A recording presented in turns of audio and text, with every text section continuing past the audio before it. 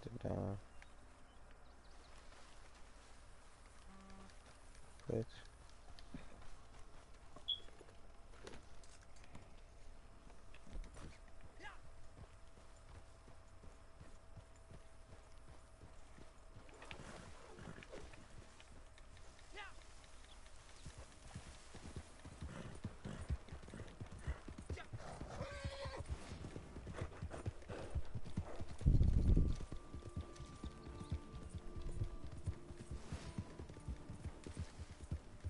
Oh, it's you. You looking for gainful employment?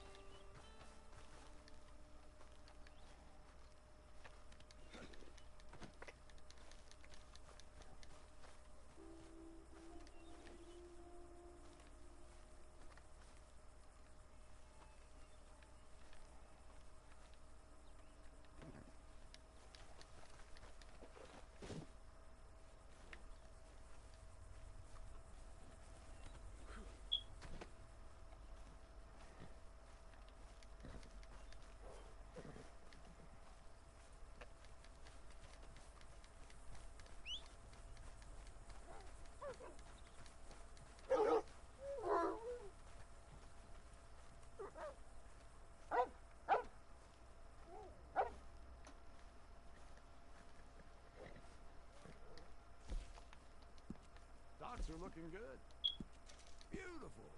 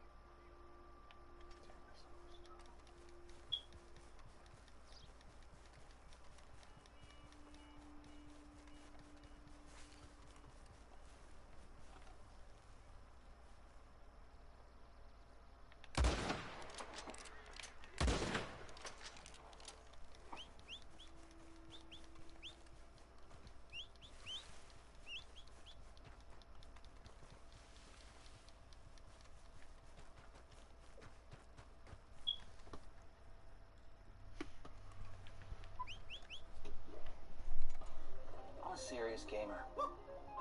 9 your left. Watch out, watch out. But I don't play games with my money. That's why I shop online with Honey. The internet has changed everything, from the way we work, to the way we play, to the way we live. It seems that there's a corner of the internet for everyone.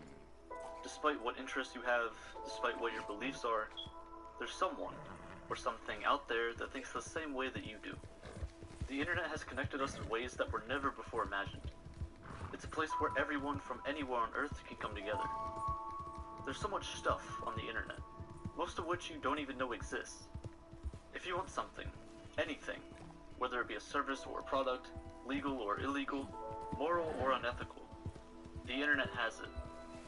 You can choose to use this for good or bad. Much like the surface web that we all use every single day, the dark web is full of websites and forums and services that we can use. But it's hidden under a layer of protection. Under the surface lies a nest of dark and hidden activities that are blocked off from the rest of the world. The dark web is the haven for illegal online activity, and it goes deep, much deeper than you might imagine. It's a place where criminals, predators, spies, drug, and even human traffickers lie. And it's all hidden in plain sight. You could access it in minutes if you wanted. But should you?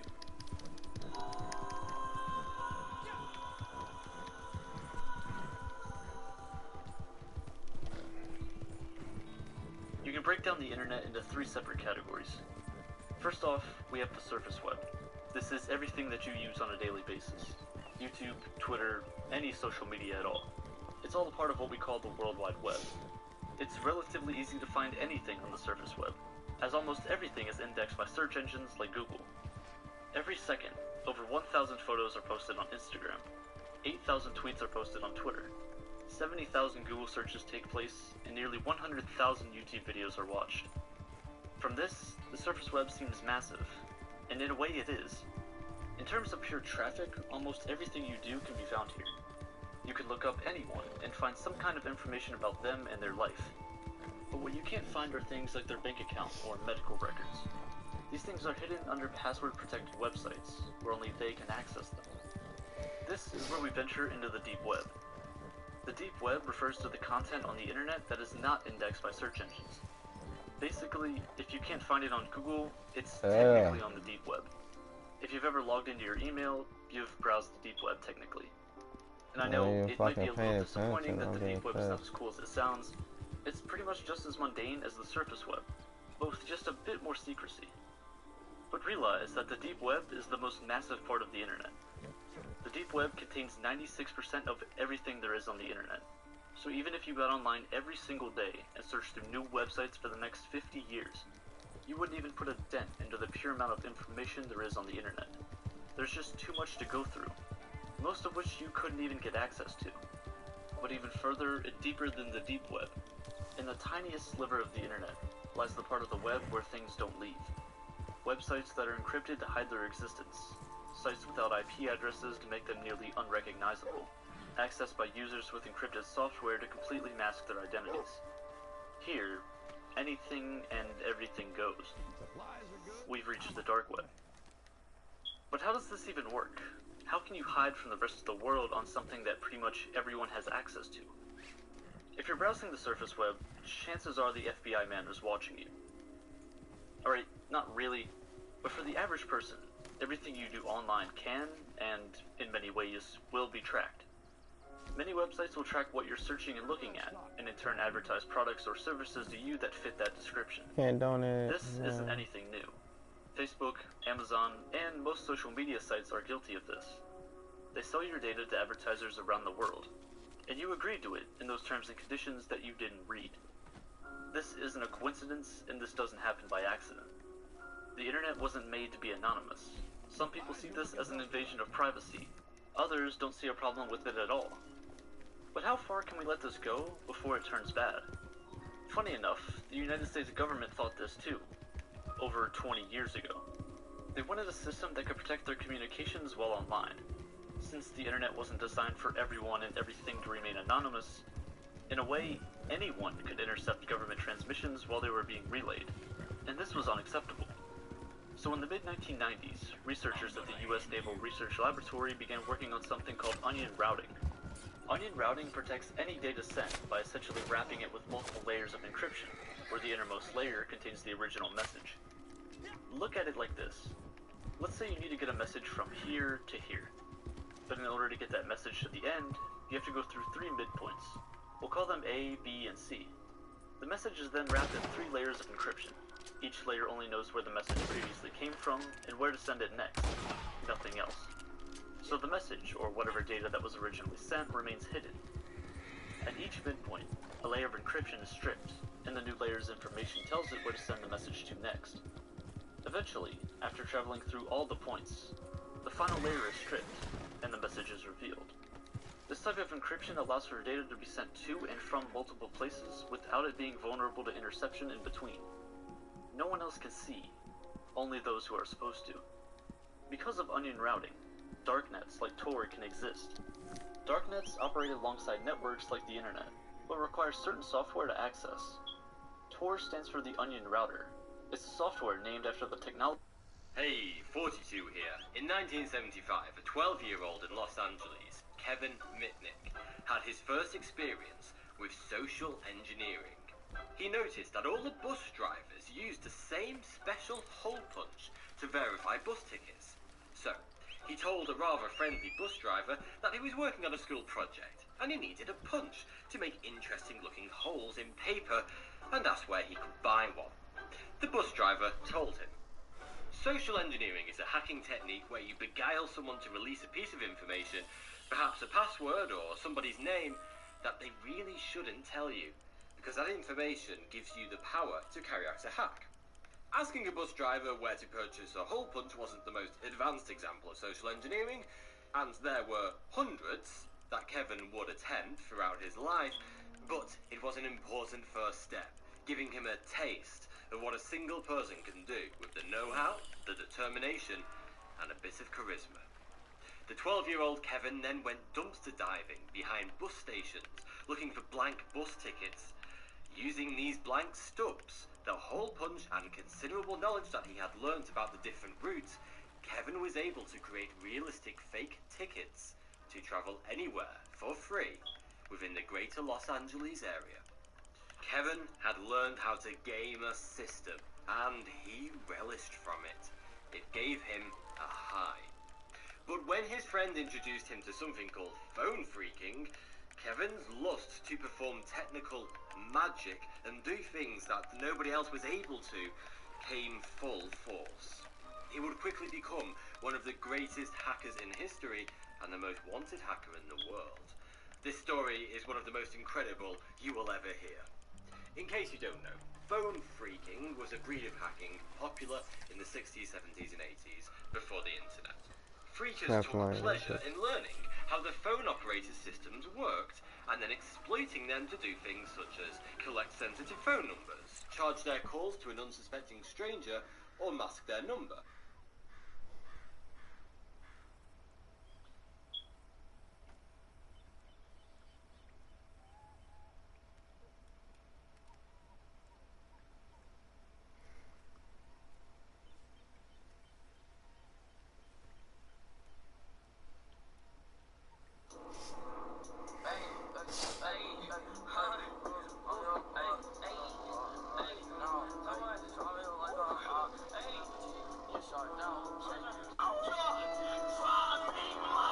What if I can guess like your location in like first try?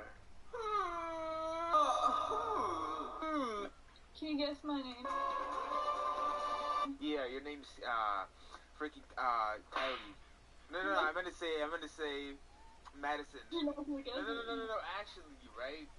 I was gonna say freaking Mary, right?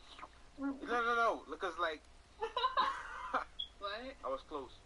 No. It's Carolina. Yeah, that's what I was gonna say. Because Yeah, I was gonna say that after this one. Because I was like Caitlin. I was like, yeah. That's what I'm saying, right? So basically, I got it right. Yo.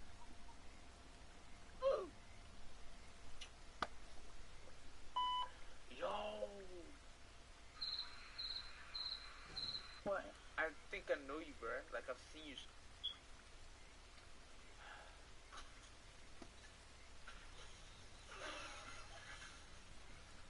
Where? We had like 5th grade together, right?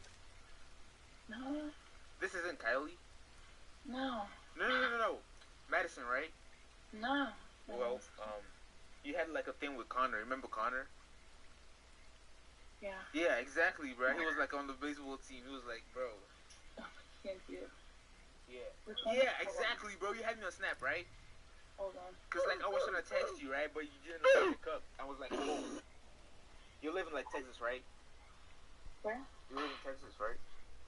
No. I don't know. I meant to say, Cali. No. You don't know, cause like, what happened? Washington, right? No.